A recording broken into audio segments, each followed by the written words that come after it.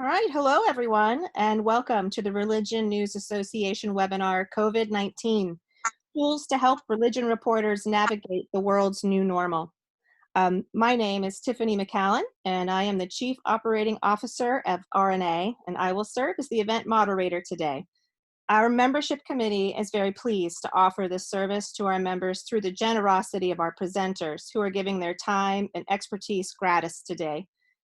For me, they exemplify the extraordinary kindness seen worldwide as we lift one another up in this time of crisis.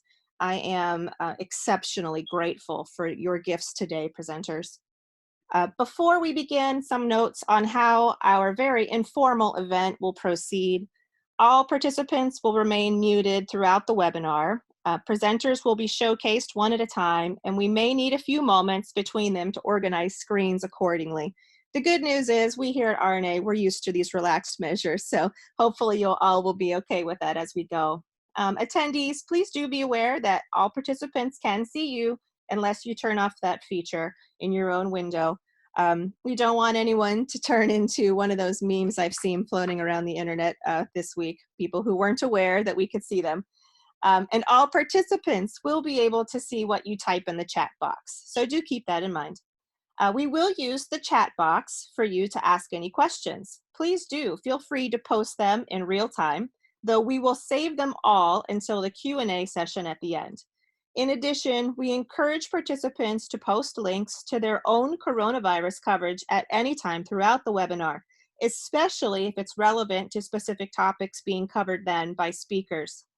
We will collate those links and we will distribute them to all webinar participants to use as inspiration and story ideas for your own coverage. Finally, please note the webinar is being recorded and will be posted as soon as I can manage for general public viewing. We do want to help share resources for as many people as possible as we go through this experience together. So let's begin. Our first presenter is RNA member and freelance writer and editor, Renée Gadoua. Renée is based in Syracuse, New York. She's written for Religion News Service and many secular and religious publications. She received honorable mention for RNA's 2014 Supple Religion Feature Writer of the Year Award. She's freelanced since 2013 after leaving the Post-Standard, a Newhouse paper in Syracuse. She also teaches journalism and feature writing and advises the student newspaper at Cazenovia College. And hopefully I said that right, Renee. We're going to start with Renee. We're going to let her take it away. In just 1 second, Renee, I'm going to unmute you. All right. All right. Hello, folks. It's good to be with you, and I wish I could see you and give you real hugs because I haven't seen a lot of you in a long time. So pardon my technical low-level skills. I'm working off of an iPad with a large screen with kind of my notes and scripts, so apologies for going back and forth. I've been freelancing since 2013, and I work alone probably most of the time, probably at least 80% of the time, and I also live alone. I don't live with a partner or children or parents. I don't even have a pet. So I've been through what some of you may be experiencing for the first time in terms of what it means to work alone and dealing with sort of enforced isolation. So I'm just going to go over a couple of tips that I've had to learn, sometimes the hard way, and by myself, in hopes that it'll be a little bit easier of a transition as folks are dealing with this. I did say to Tiffany when we were setting up before this started that I think RNA has a head start on dealing with some of this because this is such a nice community. This is a community that already shares resources, supports each other in some really nice ways.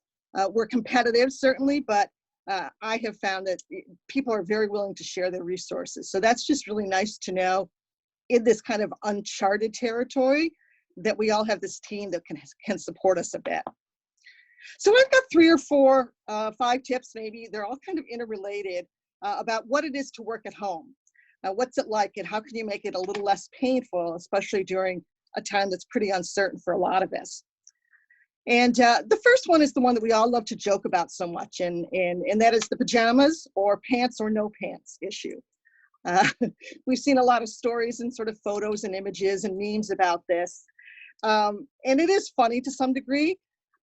If we weren't in the middle of a global crisis, I'd get up on my little soapbox and challenge people that, maybe you're making those jokes because you don't think we take our work seriously, when in fact, just because you're working at home does not mean you don't take your work seriously. And all of us, even in this time when most of us are reporting remotely, and I hope everyone's keeping themselves safe, even then we know when we need to sort of step it up. If you're talking to a bishop or something like that, you probably still want to make a little bit of an effort, but it is certainly not the most important issue. And really, I do have a couple of visuals to talk about this. Yeah, here we go. So this is from I think it's 2007 New Yorker piece that I've sent Tiffany a link to, with some terrific drawings about how you might dress if you're working at home. This is my aspirational look. This look. If you're not gonna change out of your bathroom, at least make it a nice bathroom. That's my aspiration. And here's reality. This was I believe last week. Here's Ira Glass, extremely experienced and talented person, apparently recording a show in his own closet. And what I particularly like is that Ira Glass is dressed in a suit jacket and pants, but bare feet. So, sort of Ira Glass is all of us right now, I think. Again, we like to joke about whether you're wearing pants, what are pants, but I really do think the issue here is, what are you most comfortable with? What do you need to wear? How do you need to dress so that you're in the right mindset to do work? For me, it's have I put on earrings and a watch? That's sort of my bottom line. If you need to dress like Robert Caro and wear a full suit, then do that. Go for it. It's probably the least of our problems right now, but it does add to the sort of need for a little bit of humor during this difficult time. So my second tip is one that we're pretty good at RNS and RNA, and that is to check on each other. We're hearing from, and probably some of us are writing these stories too, that this is the time to be really thinking about people who are living alone, people who are vulnerable. What can you do to make sure your neighbor gets milk and bread, that person who might need additional medical support that you might be able to help. I'd like to translate that to your colleagues, check on each other. I am an extreme extrovert, some of you may know. On Myers-Briggs, I test out at the far corner of extrovert. So being alone is very difficult. And I have friends who are extreme introverts who in some ways really like this atmosphere, it doesn't bother them, but they too are struggling with what that's like. So check on your friends. Check in on that friend who's working on a difficult story that you can't just sit next to them and talk to them. Check on that friend who's really lacking in confidence about the technology. Can you call someone to do a tutorial? And really, this is something I'm happy to see us doing a lot more in this industry, is that's checking on each other and our mental health. I know one of the guests later will probably talk more about that, but this is a time to do that, to deal with that. So check on each other is sort of my second tip. And the third tip is, sorry, I'm scrolling. Social distance does not mean social isolation. And this is something I really had to come to develop after 25 years in a very busy, loud newsroom, going freelance immediately to incredibly quiet, isolated times, and lacking somewhat of a professional network and support system because it was a layoff situation. And many of you have been through that. It can be a little bit difficult. And right now, most of us are dealing with some level of forced isolation that is different and unusual. And it's annoying to be forced to do it. And that whole phrase, social distancing, I think I would have liked to see them market that differently. I think it sort of feeds into the danger of being too socially isolated. Andrew Cuomo, governor of New York, which is where I live. By the way, if you're not watching his daily briefings, you should be. I missed today prepping for this. But he said something, last week, I think it was Saturday in his daily briefing, he reminded people that social isolation is real. It's painful, and it's real. Take it seriously. And, certainly we know social isolation can lead to physical issues, right? The stress, blood pressure, eating badly, eating too much, not eating, sleeping, not sleeping well. So really need to think about that. Cuomo also had a phrase that I really liked and I think will resonate with this group. He said, physically apart, spiritually together. I really like that. I think that's a good phrase to think about right now. Certainly spiritually together, remembering each other, and also to take advantage of the tools. I work alone probably 80% of the time, but in normal times, more typical times, I would meet with my friends. I have a group of freelance friends who we co-work probably a couple times a month. We meet for coffee a lot. Those things are going to be a lot harder, but we do have these great tools, so like Zoom and all the other tools to use. So I really encourage you to kind of push back at that self-isolation and build in some time to continue to be socially and spiritually connected to people. I would also encourage people to set boundaries. So we see some of these stories that have come out around how to work at home, and you have these absolutely beautiful workplaces and a huge open living room with no stuff, right? A completely bare desk and just set up beautifully for Wi-Fi. But that's not reality. I've been working alone at home for 7 years, and I have a separate office, but I can tell you it is a mess. This is reality. But I have carved out, I'm lucky enough to have the physical space to carve out a separate room. Again, this is a time where you do what works for you, and it will differ depending on your family situation and your personal and family responsibilities. But whatever that space is to you, to carve it out and really do try to stick to it if you can. It's going to be a challenge for folks who are dealing with caregiving or homeschooling right now.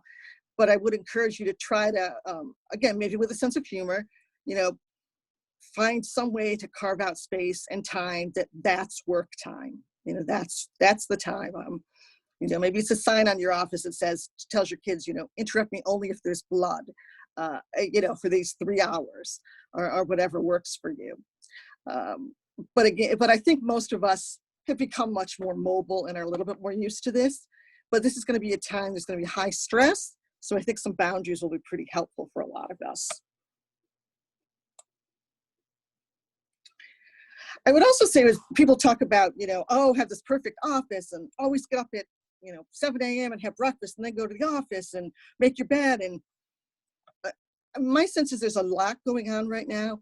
If you were the kind of person who left the house without making your bed, you're not going to all of a sudden now become the kind of person who makes your bed.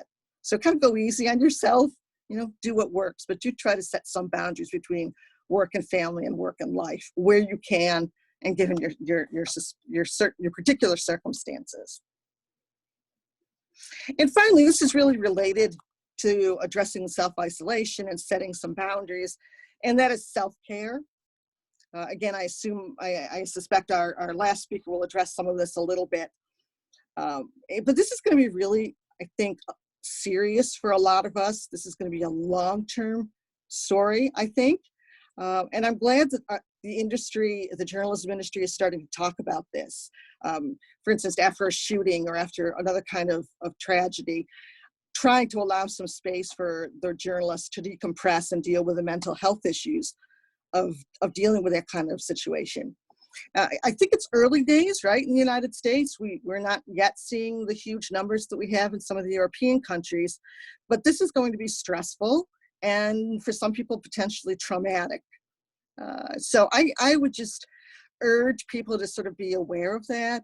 Think about when you need to step away, literally or figuratively, and do what you need to do to take care of yourself. Is that lighting a candle and listening to music? Is it a responsible cocktail after work? Is it a bubble bath? Is it reaching out to people? Is it kind of listening to yourself and saying, I need to find some way to have time off? I think that's going to be absolutely crucial for people during this, and building in self-care where you can so that you continue, so that we can all do the jobs that we really want to do. We can't do our jobs if we're not taking care of ourselves too. So that's kind of my large tips, overview of tips. I sent Tiffany a number of articles that I've collected over the last couple of weeks that speak more specifically to some of these issues. How to add some of the more practical things, how to create a work desk, a work setup and things like that. But again, I've been doing this for a long time. I've been glad to be able to be connected with some folks through social media, and that is a really good outlet. And I hope that RNA and RNS will continue the kind of camaraderie and kindness that we've always have as we kind of move forward in this uncharted territory of a huge, huge stories. It's already affecting every part of everybody's life. So thank you very much. Thank you so much, Renee. We're going to circle back to you, of course, at the end of the session for Sure, thank you. Renee. And we'll hear more from Renee then. Our next presenter is Sinduja Rangarajan, senior data journalist at Mother Jones. Sinduja previously worked at the Center of Investigative Reporting's organization and publishing platform Reveal. There, she was a data reporter, and she organized the symposium Mind to Mind, where journalists and academics collaborated on leveraging the power of their original research and their collective reach.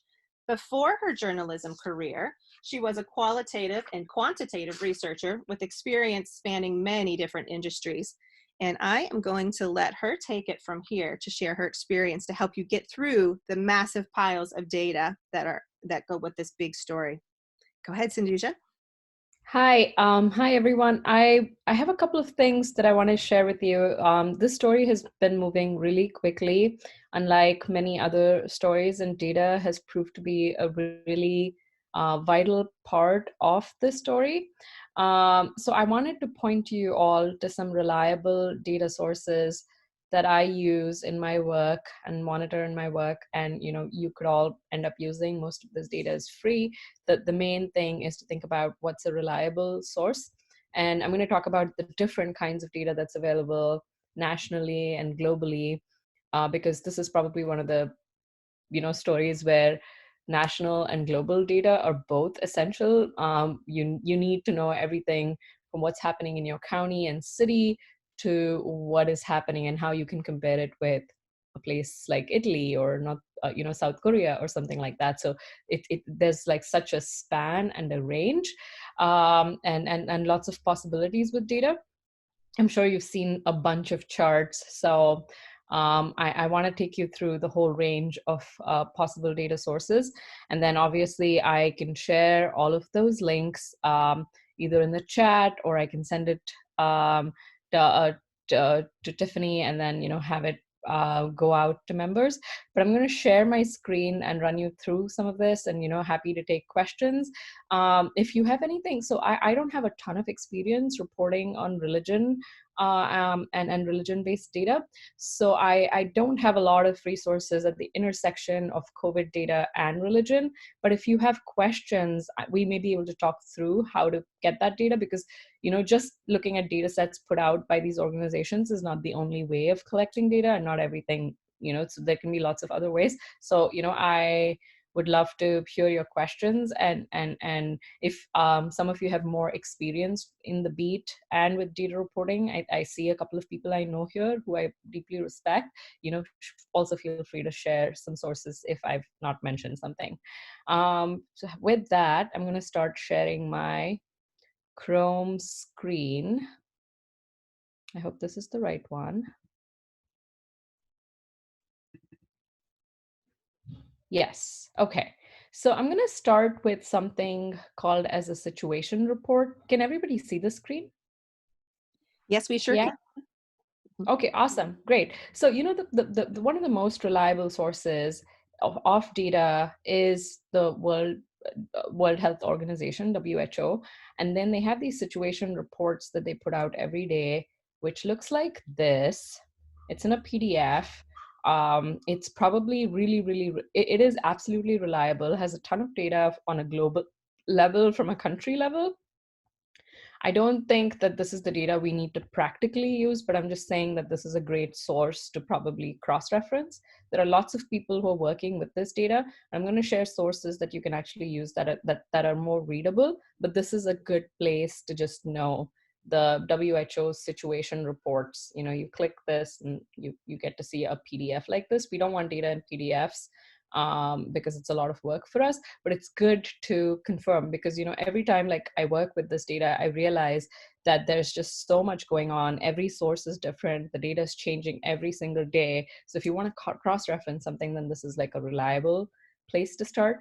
The Atlantic has started with Atlantic and Alexis Madrigal from the Atlantic started this project called the COVID tracking project. And what they do is they focus on getting testing data.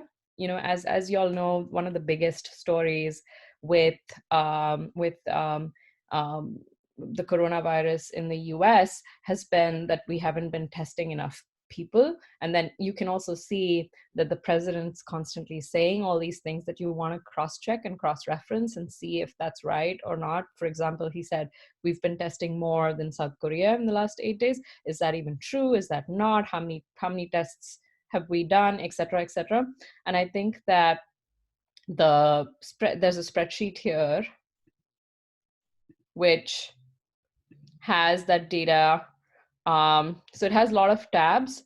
This is just, the basics of the numbers. And then you have all the state-wise numbers. And then you have the total numbers. And they update this data at 4 p.m. every day, 4 p.m. Eastern.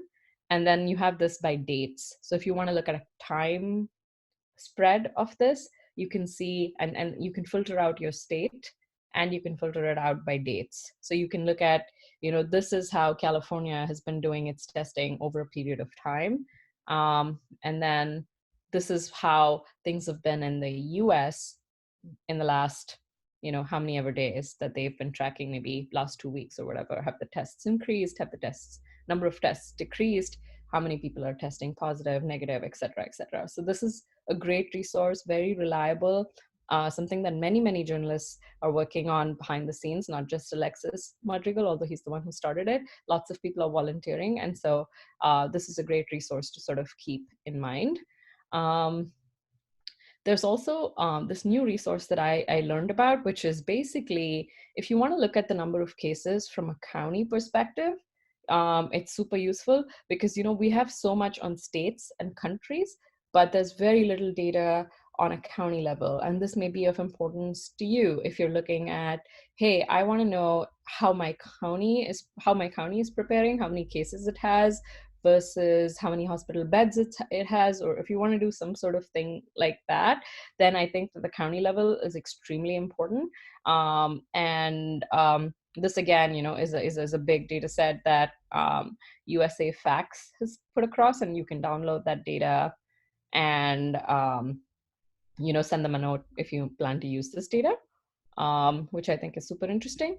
I'm sure everybody has seen this graph by now. This is the John Hopkins data. Again, what they do is they collect cases by country, and I believe by region. They have a thing called region.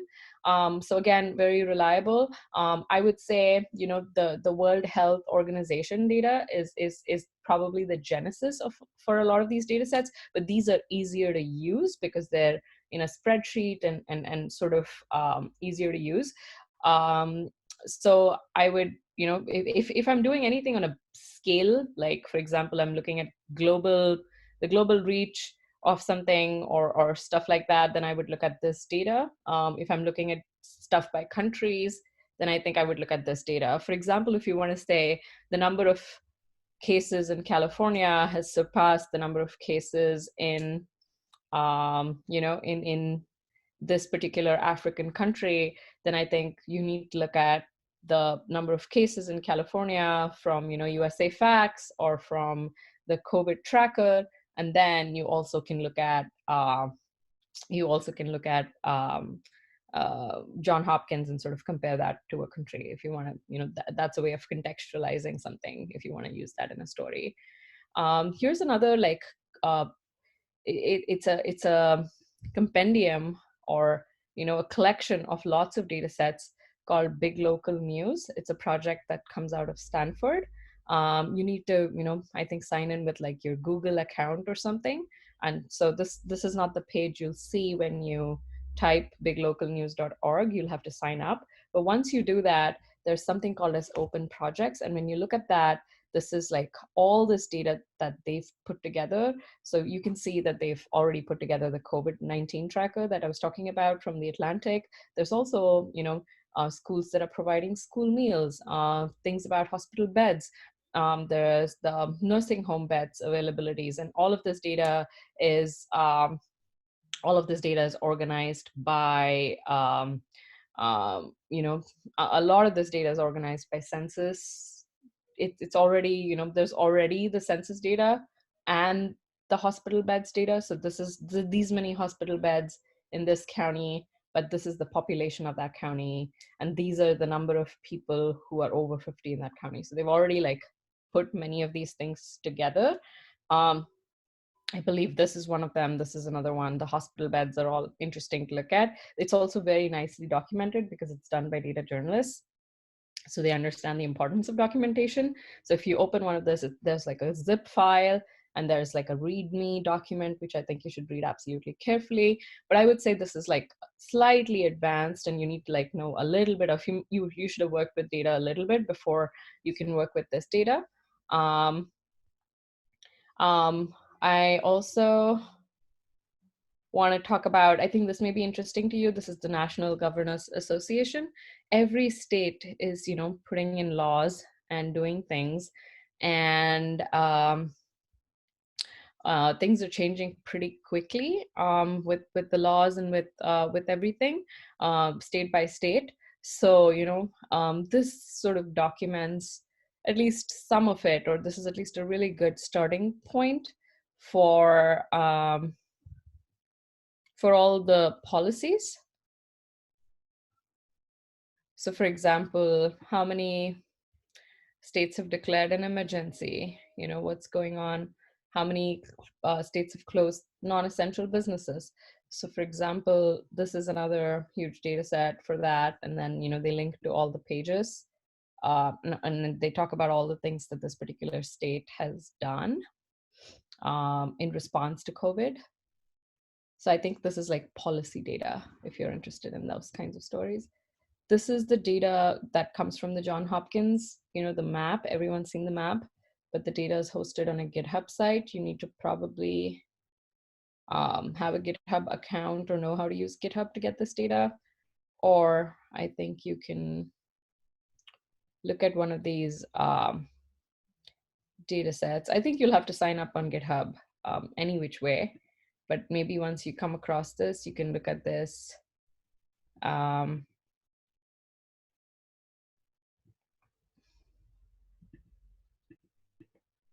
And then download some of this data. I would go into raw and then, save link as and save this whole thing as a CSV. CSV is a spreadsheet format. So that's another, these are some of the most reliable sources of data. If you cite, nobody's gonna, question what this data is about, and you don't have to do a lot of verification given that this is a very fast moving story.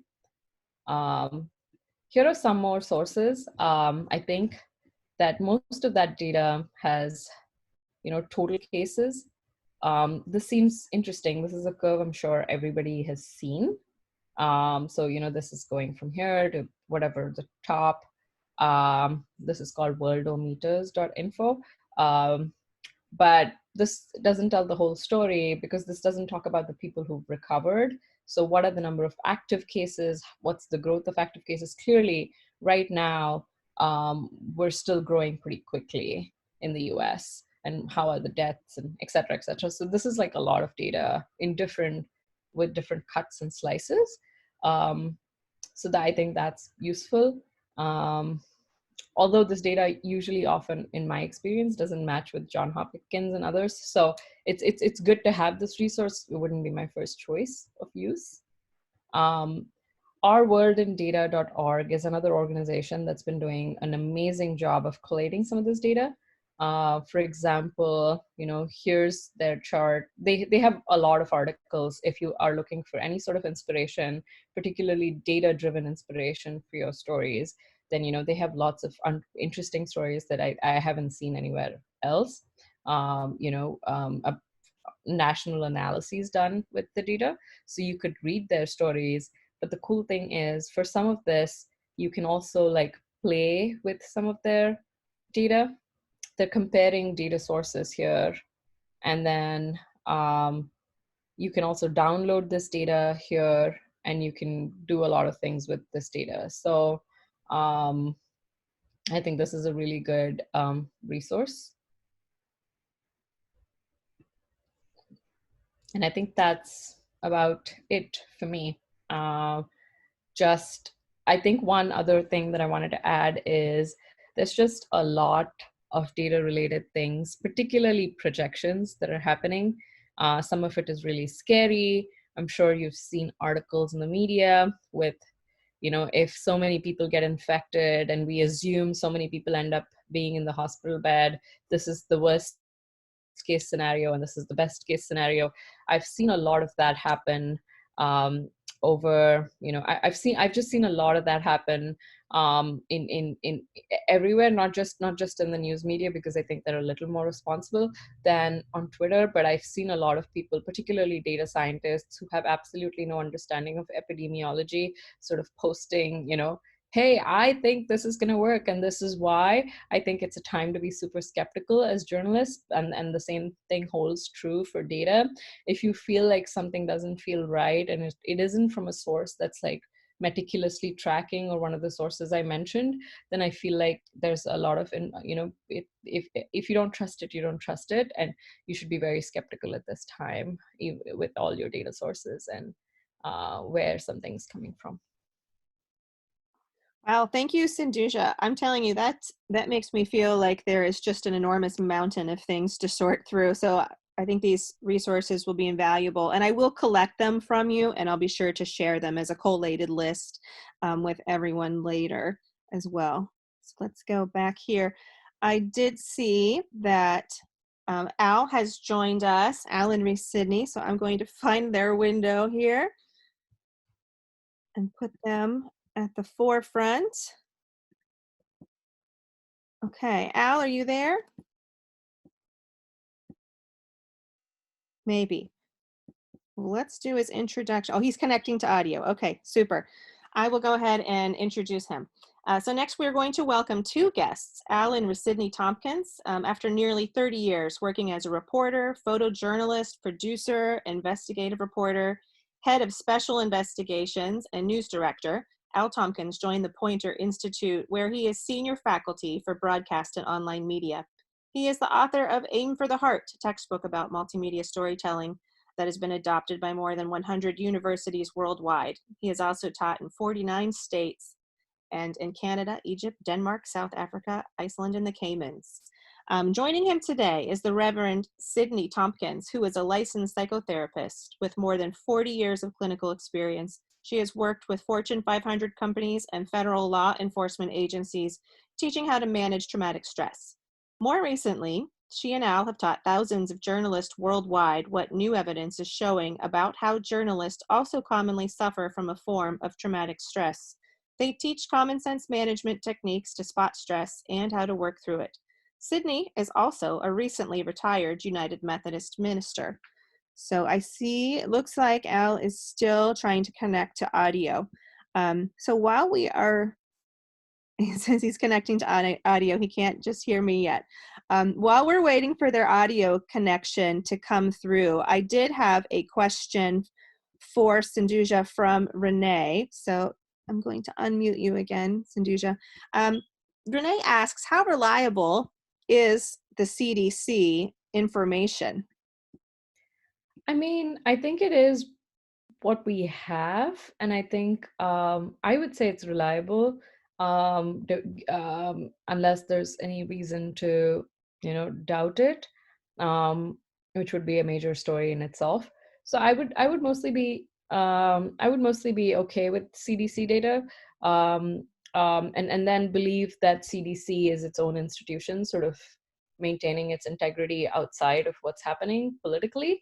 But of course, anytime there are flags then that's a way of just mining and reporting out a story. Thank you. Hey, perfect timing. I see that, Al, you did miss hearing your introduction. But no worries. We were able to ask a question in the meantime. So we're very excited now to turn things over to you, and hopefully your wife, the Reverend Thompson, will be able to join as well. Yeah, hi everybody. We're glad to be with you. We are in St. Petersburg, Florida, at the Poynter Institute. Let's see if I can. We just came off of doing another webinar, and after this one, we'll do another webinar. Come on in, Sid. All right. So we just came off of another webinar, so forgive us for being a little ragged. One of the things that we talk a lot about, and you'll tell us what we can be of value for. Sydney is a therapist who has about 40 years of clinical experience. One of the things that we've been talking a lot about is how to help journalists to think about the stress and trauma of your jobs right now. So we are prepared to answer your questions and thoughts about those things. The other thing that I've been doing a lot of, and I don't know whether you all have been seeing the emails that we produce every day, forgive me, but at Poynter we produce a new morning email at 7 a.m. every day with story ideas. And one of the story ideas, one of the things that no doubt you guys are very aware of is what's going on with churches right now and their finances. I mean, it is worse than bad, and church finance is a huge topic right now. Churches, we're going to lose a lot of churches through this time. They're just not going to make it. They're not going to survive.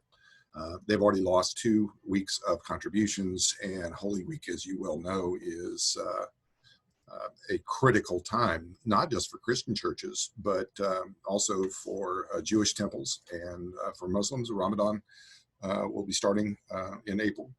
So, attendance equals contributions, and largely anything other than a very large church doesn't get much in the way of online contributions. You pretty much have to be there. So this is a really big story for people, is the finances of church, and how important this time of year is, second only to Christmas season. So I'm going to sort of stop there. Sidney's walking in right now, and see what we can do that would be most helpful to you. Awesome. So at this, hi, Hi. Wonderful to meet you virtually. And we understand that you're a recently retired United Methodist minister with psychotherapy experience. So this is a really interesting intersection for our members. Could you talk a little bit about what kinds of care our members should be taking in regard to their mental health as they're reaching out? As we know, this epidemic is now going to start segueing, unfortunately, into deaths, and we're going to be experiencing deaths within our local communities. Reporters are going to be tasked to go out and cover those within especially as it relates to the congregations that they cover regularly. What kinds of self-care do you recommend they consider as they cover these difficult stories? One of the things I think about, and please let me say this, I'm having an allergy attack, so if we live in Florida where there's lots of pollen right now everywhere. One of the things that I think really is crucial is learning to recognize who you are, what is going on with you in your life in general, and what are your strategies for building resilience. What do you do to take care of yourself? How do you unplug? The virus is clearly taking lives. It is clearly disrupting our way of living and our way of being. And if many of you are working at home now, as I imagine that you are, that makes it even more difficult to step away and to take care of yourself because you're out of your normal support system. One of the things I would say is you've got to remember that particularly in the beat area where you are right now, there's going to be a lot of people who are going to want to talk about how all of this fits theologically, and I would think that this is going to be a pretty rich story. We're actually talking about this this morning, is how many different theories, constructive and destructive, people are going to have about all of this. And I think this is one of these stories for you to put some context on. I did a piece yesterday on the Pointer website on the history of quarantines. And, you know, it was really interesting because if you go back into Leviticus, for example, it was the priest who made a lot of decisions about what happens to people when they show up with skin. They were mostly worried about leprosy, for example, but we can go back thousands of years where quarantine has been some power of some ruling class, whether it is in that case a priest, whether it's a government, and so on. And separation, this whole idea of isolation and separation, has been a consistent part of how we've looked at, for example, the treatment of any kind of outbreak and virus. Just in the last 15 years, 20 years, we've had a number of viruses that have happened globally that don't hit the United States, so they don't make as much domestic news, but they make a lot of international news and cost a lot of lives. These are the kinds of contextual stories also that are helpful to journalists to understand that is, yes, it's unusual for us now, but for those of us of a certain age, you know, we lived through TV, we lived through the days of polio, and some of your parents or great-grandparents know the stories of yellow fever, and they know the stories of smallpox and other things. So putting some perspective on it is also helpful. Let me just say this, and Sydney and I tell journalists this all the time. One of the most important things for you to remember right now as a journalist, as you cover these stories, is that these are not normal times. Right. They're not normal, and it's our current normal, but this will not last forever. And you'll have to be able to constantly remind yourself that what we are living through right now is not normal. So one of the things that Sydney tells clients all the time is reset to normal. You know, have things around you, for example, that remind you of what normal is to you, whether it is a picture of a loved one or a pet, Right. whether it's a nature scene or a picture of a church that you grew up in, or whatever it is that gives you comfort and helps you to reset your clock and reset your compass. It's important, very important, that you do that, or else you just start losing perspective as to what's going on here. I would also think that as religion writers, one of the things that you can do is offer comfort and hope. So not to get so caught up in reporting what's wrong, but instead reporting what's right. And I'm taken by the number of stories of people who are doing wonderful things in their communities right now, big and small. Everything from sewing circles, making masks for people, which they are, to a story I saw in St. Paul, Minnesota yesterday of a young woman who grew up in Japan and used to attend these community morning exercises. And so what they did is chalked off parts of their street 6 feet apart. And now people every day come and stand on the street, and she stands on the porch of her modest little house in St. Paul, Minnesota, and leads the entire neighborhood into community exercises. It's a totally lovely story, but it shows that usually in times of great need, particularly in the United States, we don't turn to violence and craziness. We generally turn out better than we ever thought we would. Right. And I always think that's the sad part of these, everybody's going and buy gun stories, for example. The fact of the matter is we don't shoot each other in times of crisis. We didn't after 9/11, and we don't after tornadoes in Nashville. And typically what happens is the best part of us emerges. And we as much as people are running to gun stores and buying ammo and all that stuff, and they're rushing to buy toilet paper and crowding people off the aisle and all those kinds of things. Those happen, no doubt. But a lot more often, it happens that we help each other, that we call each other and check on each other, and we do all those good things that don't make news. And I actually think they should. So I'm encouraging you both personally, because you need to see this and experience it, but your public does too. Help us to celebrate the good things that happen when we're challenged. It gives encouragement to others to do the same.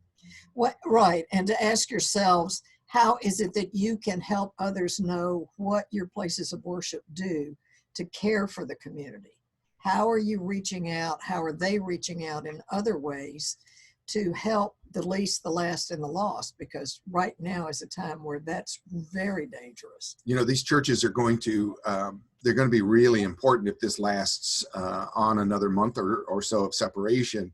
One of the things that we're pretty aware of, because, you know, Sydney, we're here in St. Petersburg, Florida, which is the dark humor always is, this is God's waiting room. Sydney has done a lot of funerals in her life as a minister. And one of the things that ministers, I was looking at the National Funeral Directors Association website last night as I was writing my column. And one of the things that we know is that funeral directors are advising or being advised right now that in all probability services that happen between now and the end of the self-isolation will be done with little or no family members. They might be done virtually. There'll be no touching, there'll be no hugging, there'll be no handshaking, all those comforting measures. And I would think that as a therapist, I would think that not being able to put closure on a funeral ceremony, not being able to attend, not being able to grieve as a funeral ceremony would allow you to do is going to delay your healing process with the separation of a loved one. And that certainly can be the case. It's not always, but it certainly can. And one of the ways that I know that some folks are doing this is that when there are cremations, for example, that there will be a memorial service that will happen later after we're out of this sequestration that we seem to be in right now, or that many of us are in, to be able to reach out and touch. This is a tough time for me because I'm a hugger. I am. It's what I have always done. It's what I grew up with. And to not have that opportunity, particularly as people who are in any sort of ministerial capacity, regardless of your or priestly capacity or imam capacity, in whatever ways you do this, to be able to virtually hug somebody, or, I mean, elbow bumps are okay. And when there's a relationship there, then that is meaningful as well. But that's not always the case. Right. Alan, Sydney, there's a question that came in for you, if you don't mind me. Sure, of course. Sure. Yeah. Someone's asking, do you have tips for how to ask for time off if it's necessary for your mental health? Do you even need to explain that to your media employer? Someone just said, you know, they've been told they can't ask for time off, at least for the next 30 days. So what do you suggest there? Wow. Before she says something really nice, let me say something not very nice. I mean, what kind of Neanderthal would say you can't ask for time off? I mean, that's just ridiculous. For the next 30 days. I mean, that's ridiculous. That's just, in my judgment, completely unaware of what people need in these times. Now, look, there's a difference between time off so you can vacation and go to the beach. Maybe you need that too. But we're all going to need time separating from work to replenish.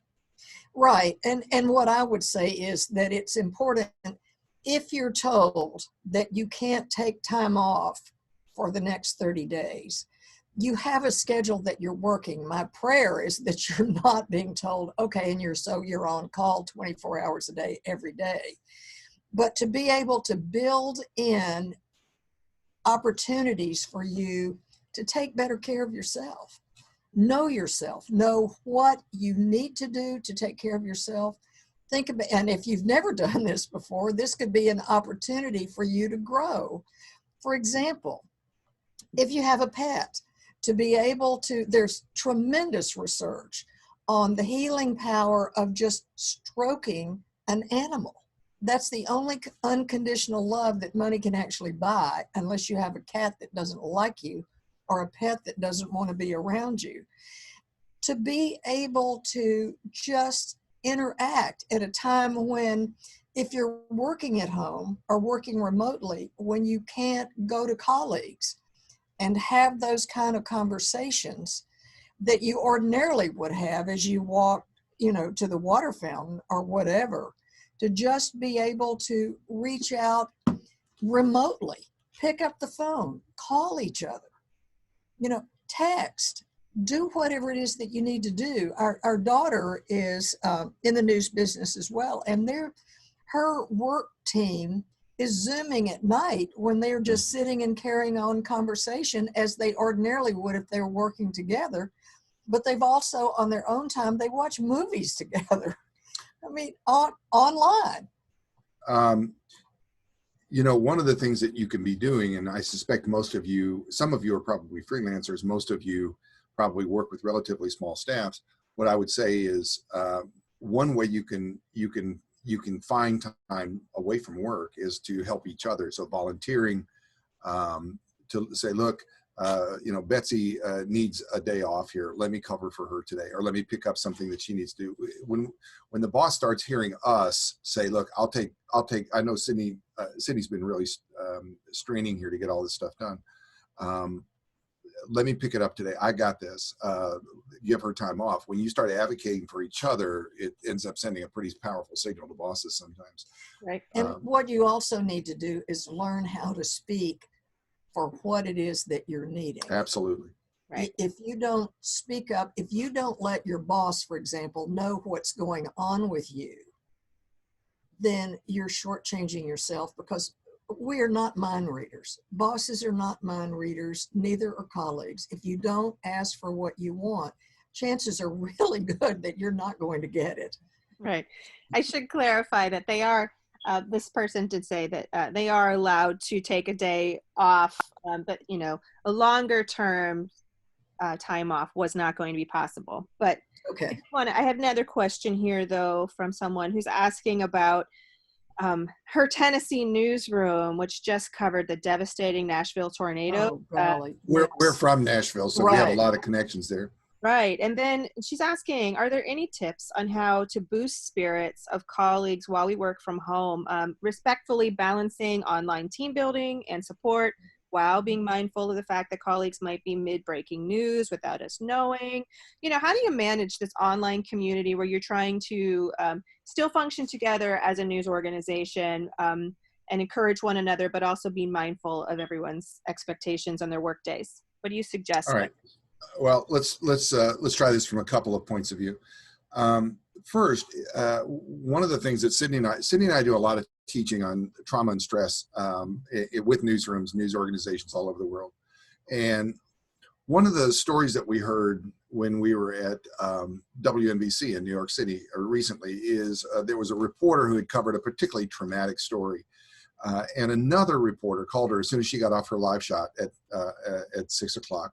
Another reporter, not a boss, another reporter called her and said, hey, that's a tough story. How you doing? Now, the lesson here is that the reporter who got the call said that she felt so heard and supported and understood that a colleague who didn't have to do this did it.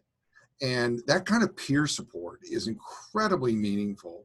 You might wonder whether your boss has ulterior motives or whether they were assigned to do it or they felt they had to do it so they could get more out of you tomorrow. But if I felt like I got that call from you, I got that help from you today because you care about me, that just means so much. So peer-to-peer support can be valuable. And remember, it doesn't have to be a big deal. Right. So I yesterday, all the way from home to the office yesterday. I'm at the office now at Pointer because there's nobody here except for Sydney. All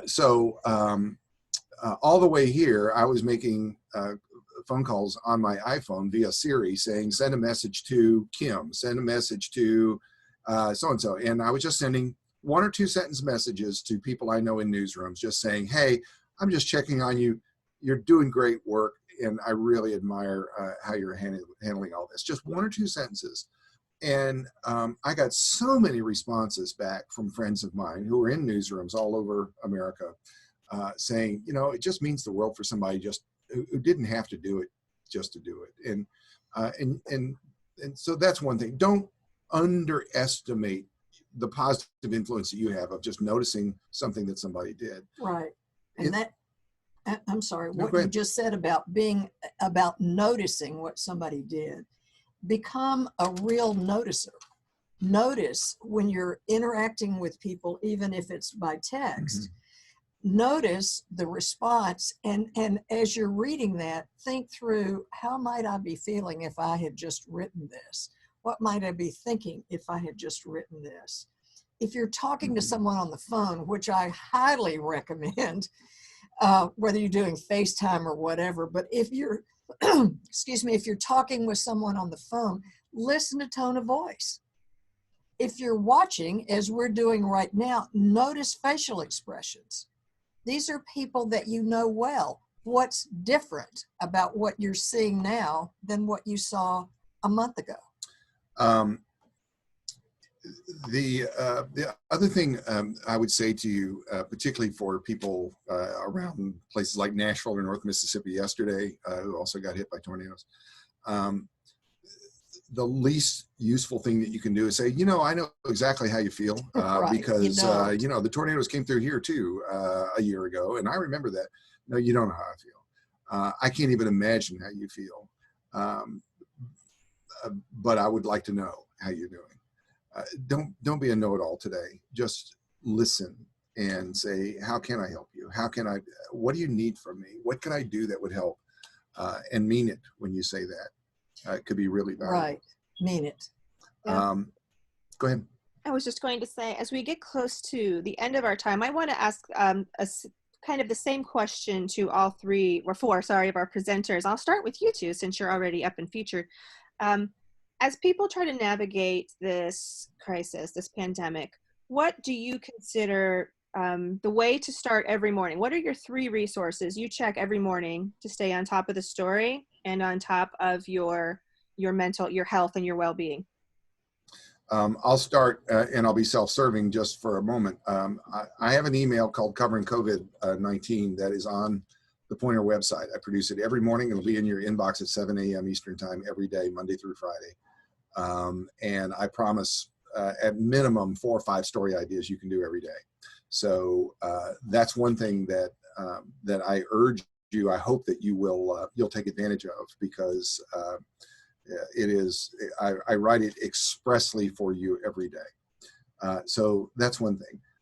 The second thing that I want to know is there anything that happened overnight in Europe that probably will play out here? So this is one thing about pandemics, is that it's an echo effect. And so one of the things for us to do is to learn from what has already occurred, so that we do the best things they did and we don't do the bad things they did. And I don't think we're doing a very good job of that. And the third thing I would say to you is, because you have a reputation with your public, use that reputation for good by debunking bad information. And here at Pointer, we are the home for PolitiFact, for MediaWise, and the International Fact Checking Network. And together they have debunked in the hundreds, actually thousands now, of rumors around COVID-19 that they actually started their debunking. The Europeans started theirs, and Asians started theirs back in January. So probably we've already looked into whatever rumor you're hearing about. So you can check at PolitiFact or the International Fact Checking Network, IFCN. But when you debunk, your audiences, because of who you are, your audiences will actually listen to you. And you've got to call it out. You've got to call it out. Let me give you an example, just a quick example. I know you're running short. But the President of the United States this week said that there was a drug that was in what he called a drug trial, but it's not a drug trial. It's basically a test run for a tiny little audience. Held a lot of promise as being basically a cure for the coronavirus. And the fact is, there is no such proof. It was a tiny, tiny little study. And what happened is the president so amped this up that the generic part of that drug called Plaquenil is in critically short supplies for lupus and arthritis patients in the United States. Rheumatoid arthritis. And the problem is that you literally cannot get it. And for people who cannot get Plaquenil, they are going to go into flare-ups that will be debilitating to them. And they will have extreme spikes of temperature and fever and so on. And it's directly related to this rumor. The pharmacists have said that they've seen a dramatic spike in people buying this stuff, getting prescriptions, and doctors and hospitals hoarding. So these are the kinds of stories you can do because they're totally unnecessary, and your audience will listen to you when you say it. Right, and in keeping with that, what you were just talking about, it is that what pharmacists are discovering is that physicians are medical professionals who are able to write prescriptions are writing prescriptions for other than this use. There is no concrete long-term or even a good short-term study that says that Plaquenil, which you will hear as hydroxychloroquine, actually will do this. And what we're hearing now is that people are dying by taking it when there's no need. The larger issue for you is knock down these rumors because your audience listens to you. Yes, and they trust you. Absolutely. We trust you, which is what matters. Thank you so much to you both. I would like to pose the same question now to Sinduja to see what she checks every morning to make sure her reporting is at the top of her game for this ongoing story. What do I check every morning? I feel like, so I work at Mother Jones, which you can see produces a lot, and our Slack is on fire. So I say I'm barely able to keep up with my Slack channel. We have a coronavirus chat, we have politics, we have elections, and we have immigration. And right now I think the idea, or what's happening without us wanting or not wanting, is that everything is linked to coronavirus. So if you're looking at immigration, you're looking at the intersection of immigration and coronavirus. If you're looking at religion, for example, you're looking at the intersection of religion and coronavirus. So I feel like I'm barely able to, and what happens in the Slack is we have a newsroom of 100 people, and everybody is constantly looking at Twitter and other sources and sort of meetings and briefings, and they're posting stuff. Hey, did you see this? Did you see this? Did you see this? And so for me, just keeping up with that has been hard. But you know, I'm being a data reporter. I think some of my news, all the sources I shared with you come from some of the listservs I'm a part of. So people are constantly talking about data sources there. So I'm you know, on top of that. And then I mean, it's so hard because I don't seek my news. It kind of comes to me via Slack, via Twitter, via listservs that I'm a part of, and I'm rarely even able to keep up. So even with that, so I don't, you know, and then obviously if there's any great data visualization, projections, or something that ProPublica or the New York Times are building, I'm on top of that, or anybody else is building, I'm on top of that. So it's such a hybrid, and I feel like that's become our reality in many ways, that we don't go to specific websites, but we just have this organic way of getting the most interesting stories via all these other channels. But I also recognize, you know, that I'm not a freelancer, and I'm not, I'm a part of this very vibrant and big newsroom. So I feel like that's why I have those resources, you know, a colleague looking at a story and pointing things to you is a resource, right? So I feel like I have that. Agreed. Thank you so much, Sinduja. And I'm going to let Renee answer here at the end. Renee, you're a freelancer who hasn't had the benefit of a supportive newsroom for several years. So what's your go-to resource as you cover this story in your community? Where do you go every day? Hang on.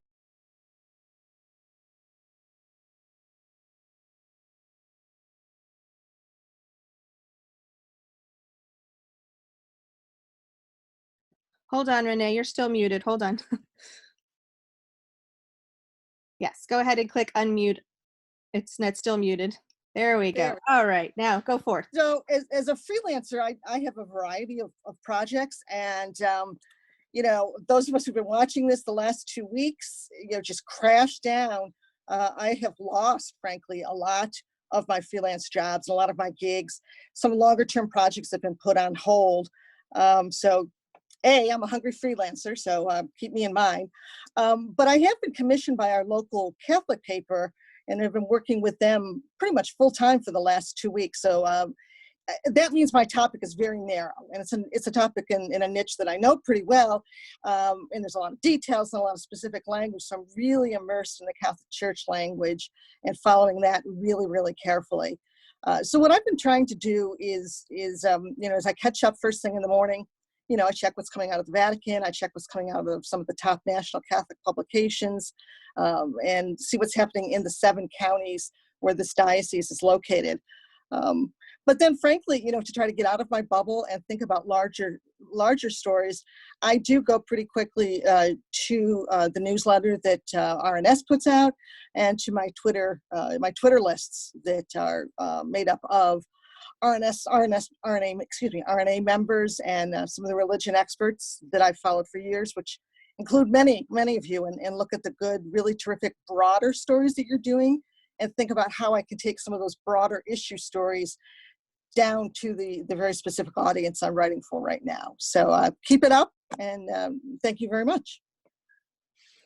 Wonderful. Everyone, I know we are past time here, but if you have any other questions that you want to pose in the chat box, I will collect those and share them with our speakers. And I will also be collating all of the resources that we discussed today, and I'll be sending that out hopefully by tomorrow morning. And we'll be posting the webinar itself online in a format hopefully tomorrow as well. So on that note, I just would like to thank everyone for your time, for being here today, and I hope you are staying healthy and well. Take good care, and we will see you all again soon. Thanks again to our presenters and to our membership committee who put this all together. Thanks, everyone.